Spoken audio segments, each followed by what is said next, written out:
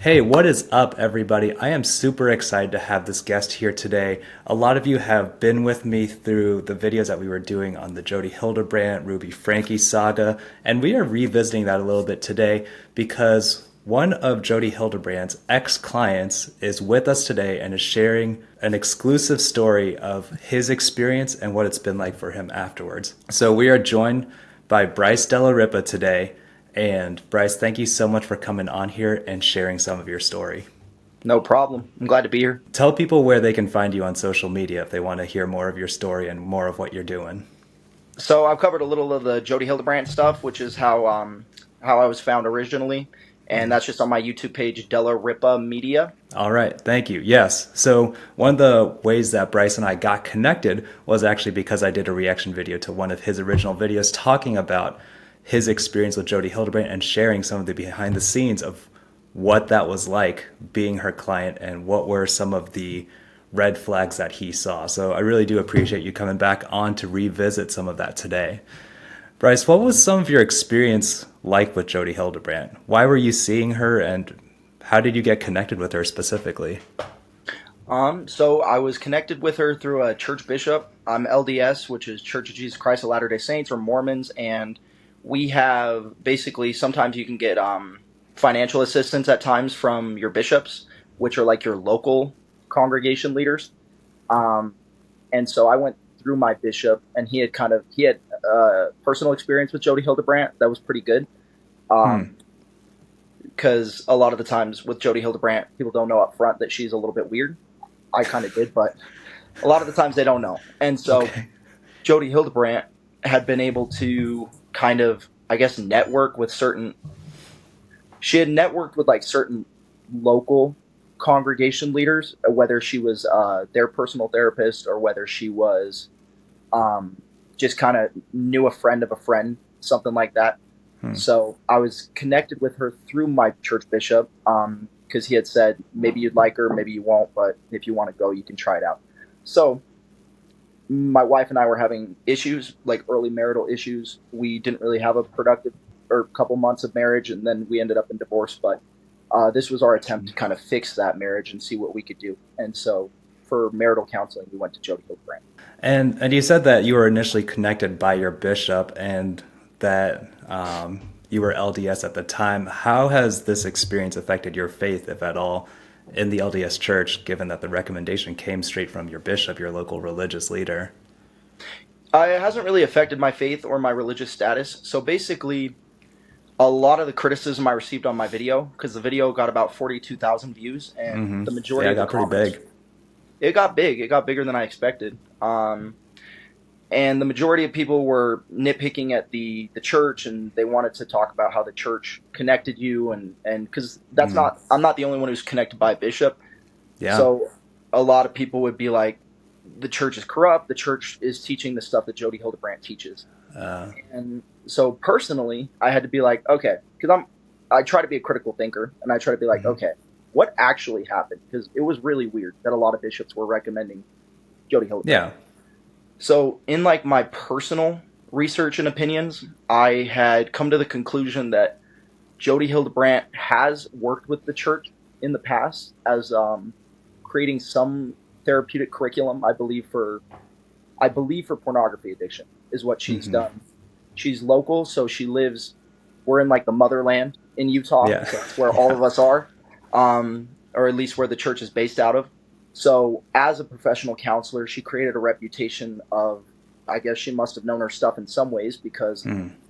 which is what makes her more dangerous. But that's aside the point. I'm sure. Um, she created somewhat of a network. She was able to get some credibility from certain people. Um, and my conclusions are because she wasn't sponsored by the church. The church doesn't have therapists that they tell you got to go to or something like that. That's what everyone was saying. Everyone's like, "Oh, the Uh, church is like endorsing Jodi Hildebrandt." And never once did I hear the prophet of the church, the big guys in Salt Lake. I never heard them say anything about Jodi Hildebrandt. mm, And so I think it's like if we criticize the entire United States because a couple cities in Alabama made some mistakes. gotcha. So, like, obviously big mistakes were made, and Hmm. she got her foot in the door of the church, and certain bishops had made recommendations that they shouldn't have, even though in a way that was personal recommendations. It had nothing I to see. do with. So people are like, "Oh, the bishops are getting paid and the church is getting paid." And it's like, do you really think that one therapist, no matter how you are a therapist, correct? I am. You guys might get paid if you do private practice, but Right. and she did private practice. Hmm. But like a couple 100,000 if you're really good a year Yeah. is the church doesn't need your money. Members pay 10% of what we earn if we're paying Yeah. tithing. They don't need a therapist's money. And so to the idea that they're That's getting true. slipped under the table doesn't make any sense to me Mm. unless they're doing it with a lot of therapists. And Right. And she that seemed to wouldn't be make any like the sense. major one anyway.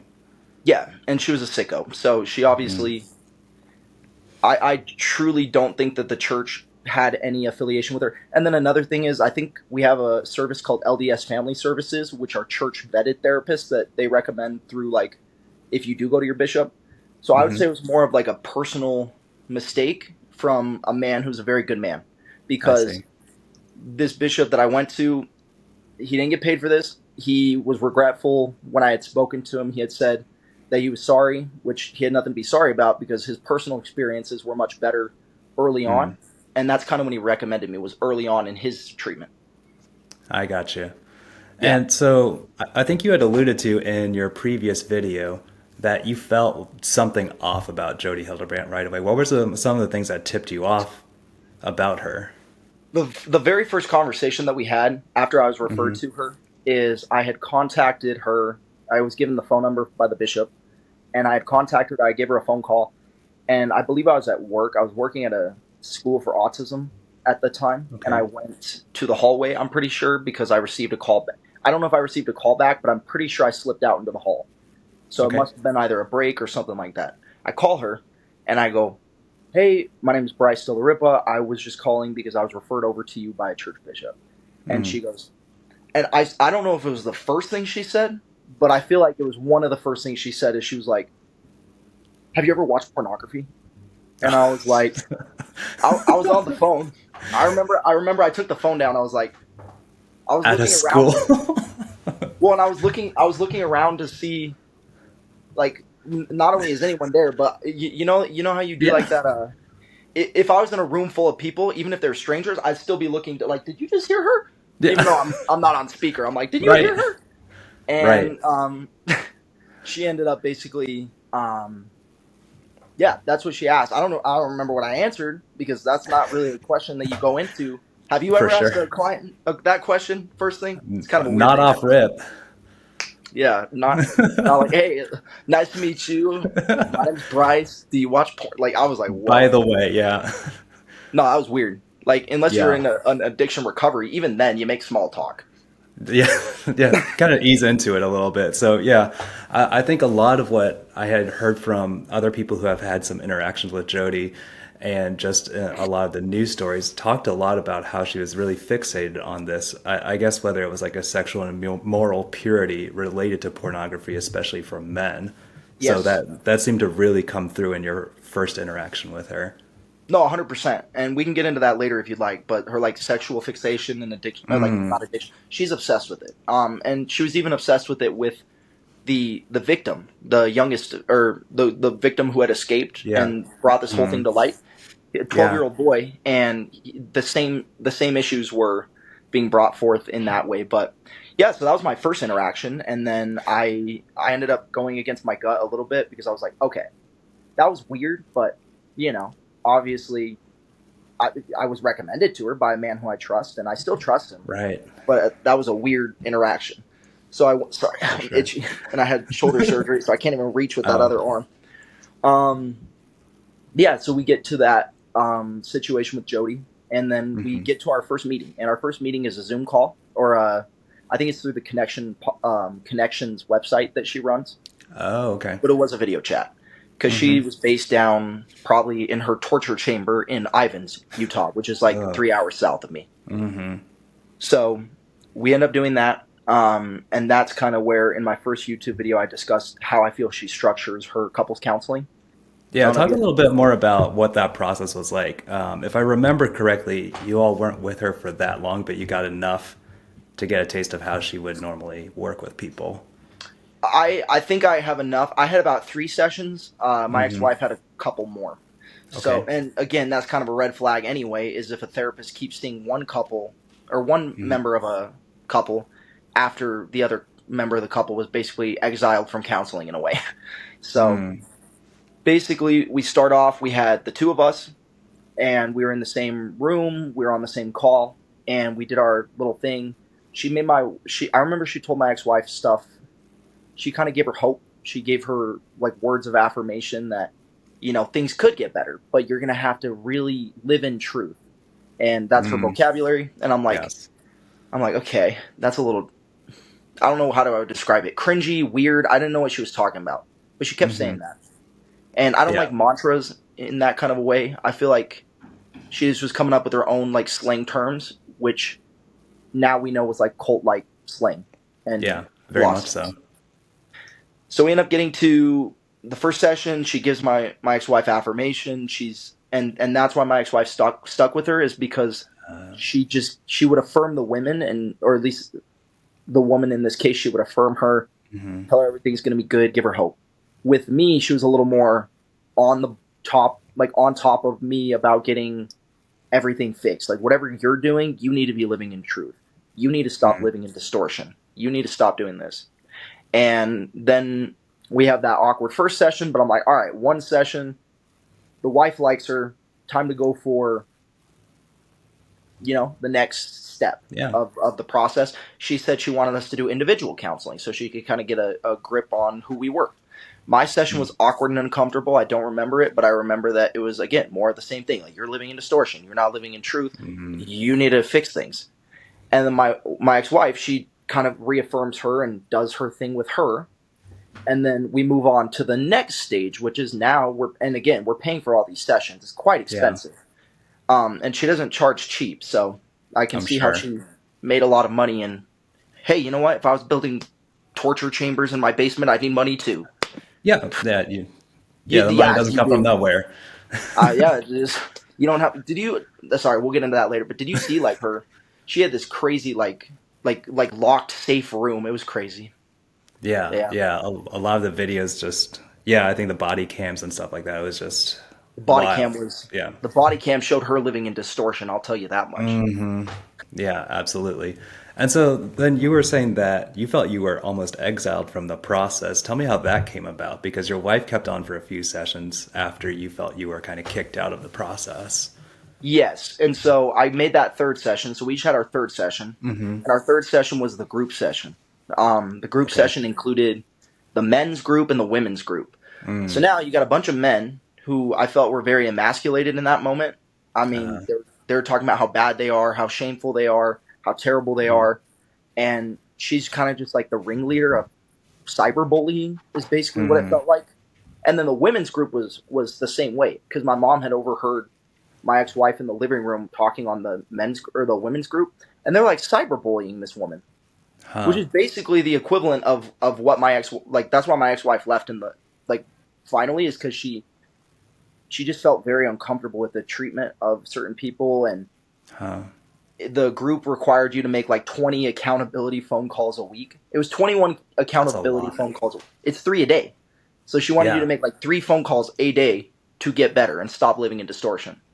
Hmm. And I didn't like the vocabulary. I didn't understand what's going on. You ever watch a movie and you don't know what they're talking about because it's in like Spanish? It was basically they were Right. talking in another language, except this language made Mm. me feel weird. Yeah. So I was like, okay, I'd rather be in a group that spoke a foreign language than speaking a foreign language that I know's dirty. It felt dirty. Yeah.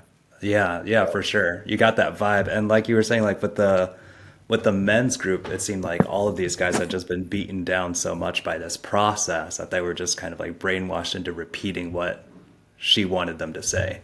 yeah, like it felt like none of them were being themselves. I've been in like I go to a men's nonprofit, which by the Hmm. way I recommend. You should look up the I Love You Bro project out of Utah. Okay. That's a nonprofit that's growing. It's run by a really good guy. So Okay. but yeah, in the I Love You Bro project, Hmm. basically that's a men's group, and the whole vibe is about hope. It's about allowing men a place to share their emotions, allowing men to Mm, be happy, yeah. allowing them to drop their guard. And with Jodi, I feel like the pretty much the catchphrase of Joe Tuiaana, the guy who runs it, is basically like drop your mask at the door. Like take off your Mm, mask. You're safe here.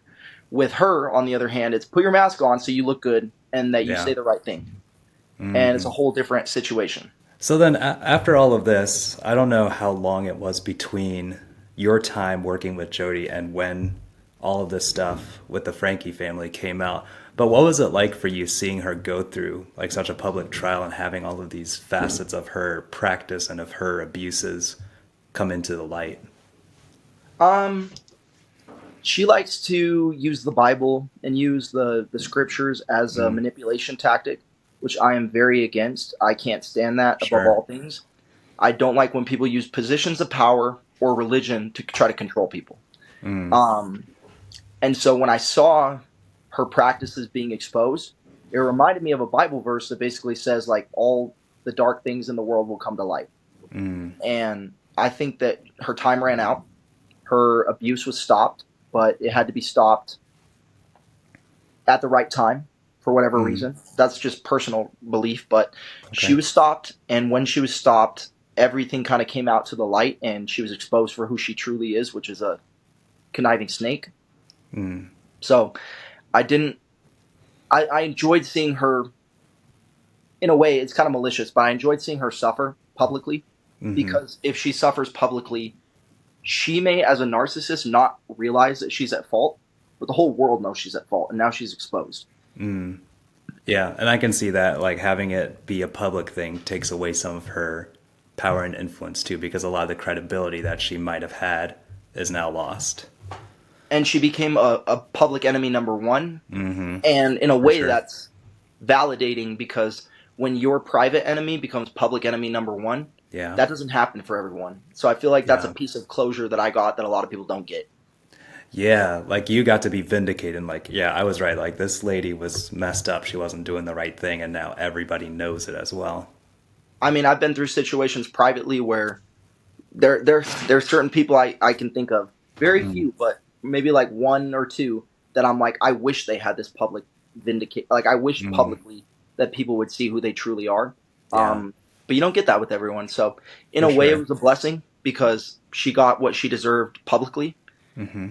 The only thing is, I feel really sorry that the exposure happened for the kids. The kids, Yeah, absolutely. their entire childhood abuses Mm-hmm. publicly available for the rest of time. And even talking right now, um, there's an element of guilt of like, should I really be discussing this kind of Mm. thing? Could they see this later on? Will they feel like their story is being used for my gain? Which Uh, I mean, I really hope those kids, if they ever do watch this or any of mm. my other videos, that they know that they're loved by me, even though I don't know them, and Mm. that I truly, I'm rooting for them in the next few years and throughout For their sure. lives that they can recover because they deserve it Yeah. more than anyone.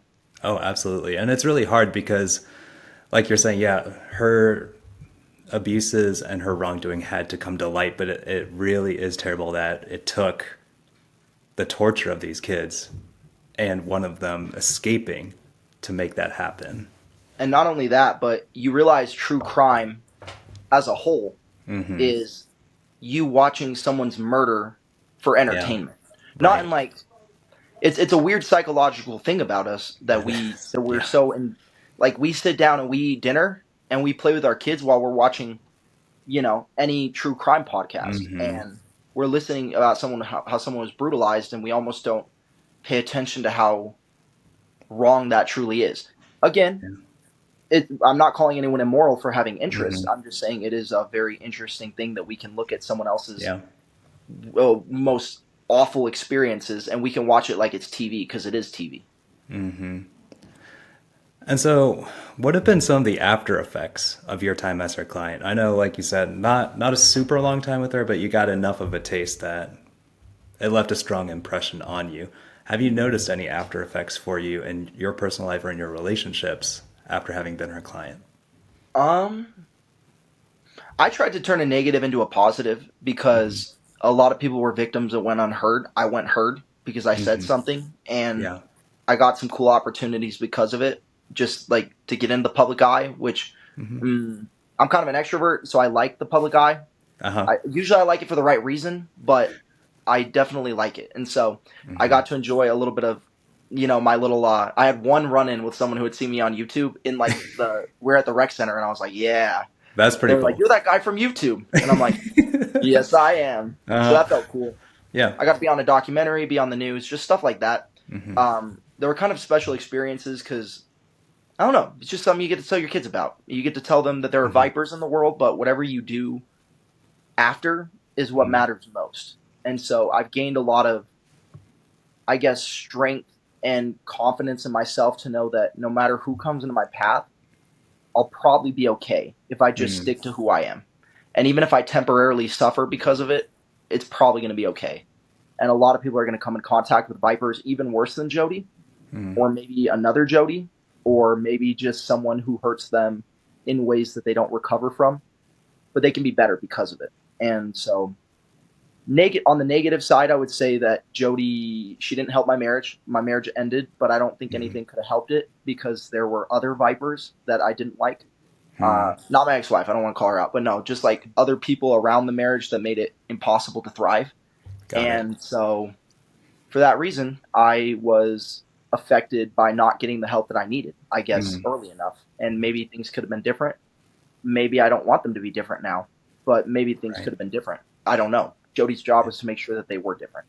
And you've talked before, and you can correct me if I'm wrong, but you've talked before about wanting to become a mental health professional yourself.